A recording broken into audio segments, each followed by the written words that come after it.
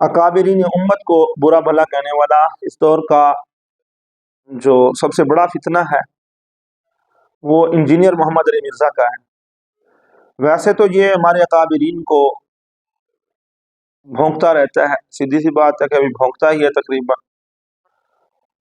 بڑے بڑے اکابرین کے حوالے سے اس نے غلیظ قسم کے جملے استعمال کیے ہیں۔ لاسٹ ٹائم تو اس نے حدیں ہی پار کر دی ہیں نا۔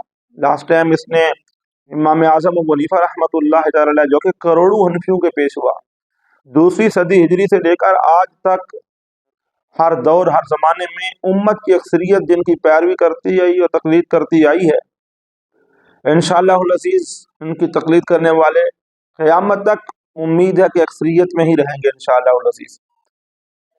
ان کے حوالے سے اس نے جو زبان استعمال کی ہے، پہلے آپ اس کو سماعت فرمائیں۔ ایک اینی جی پڑیا ہے امام حنیفہ نے لکھی کتاب الفقہ الاکبر، جس میں لکھا ہے کہ رسول اللہ کے ماں باپ کفر کی حالت میں مرے ہیں، نعوذ باللہ۔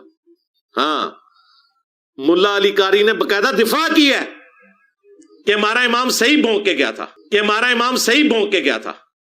اب میں پوچھتا ہوں ٹی ایل پی والوں سے کہ امام حنیفہ کی قبر کشائی کب کرنی ہے؟ اس کے بعد میں تو خود کچھ نہیں کہتا، امام طبرانی رحمۃ اللہ تعالی نے ایک حدیث نقل کی ہے حضرت عائشہ رضی اللہ تعالی عنہا کے حوالے سے۔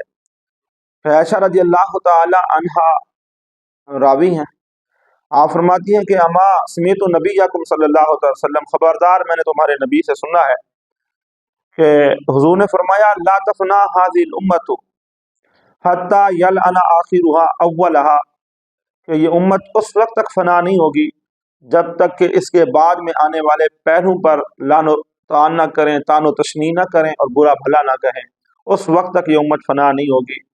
اب خود ہی دیکھ لیں، حدیث کو دیکھ کر اس بدتمیز بد تہذیب کی گفتگو کو دیکھ کر خود ہی نتیجہ نکال لیں کہ یہ کس قسم کا فتنہ ہے۔